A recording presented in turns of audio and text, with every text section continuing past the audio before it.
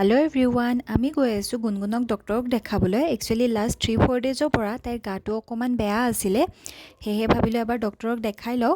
আৰু এয়া আমি হস্পিটেল আহি পালোঁ। আহি ডক্টৰক দেখাই মেলি ওলাই দেখিলোঁ যে বহুত ডাঙৰ বৰষুণ গৈছে, ইয়াৰ ৰাস্তাত পানী হৈ গৈছে। একচুৱেলি আমি যেতিয়া ঘৰৰ পৰা ওলাইছিলোঁ তেতিয়া বহুত বেছি ৰ'দ আছিলে। তাৰপিছত বৰষুণ যোৱাৰ পিছত আকৌ দেখিছে নহয় কিমান ৰ'দ ওলাইছে। তেতিয়া অলমষ্ট 6:30 হৈ গৈছে, তেতিয়া ইমান ৰ'দ ওলাইছে। তাৰপিছত ইপিনে গুণগুণৰ মুডটো অফ, কাৰণ তাই ডক্টৰৰ ওচৰত বহুত বেছি কান্দিলে, কান্দি চকু ফুলাই লৈছে। তাই জানো কি ডক্টৰজনীক বহুত বেছি ভয় খালে। তাৰপিছত অকণমান শ্বপিঙৰ কাৰণে আহিলোঁ, কিবা কিবি অকণমান ল'বলগীয়া আছিলে।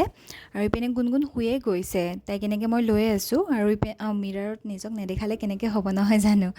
তাৰপিছত শ্বপিং কৰি মিলি হৈ গ'ল, সকলো লৈ ল'লোঁ। লৈ মেলি ইপিনে আমি আহিলোঁ পানীপুৰি খাবলৈ, কাৰণ ভোক লাগিছিলে, পেট পূজাও জৰুৰী হয়।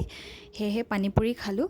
খাই মেলি আমি ওলালোঁ ঘৰলৈ বুলি। আহিয়ে দুইটা বাপেক জীয়েকো বহুত কাজিয়া, চাওকচোন। একচুৱেলি হাজবেণ্ড যাব অফিচ ট্ৰিপত, গুণগুণকো পেকিং কৰিব দিব লাগে, তাইক কৰিব দিয়া নাই কাৰণে তাই মোৰ ওচৰত কমপ্লেইন কৰি আছে, দেখিছে নহয়।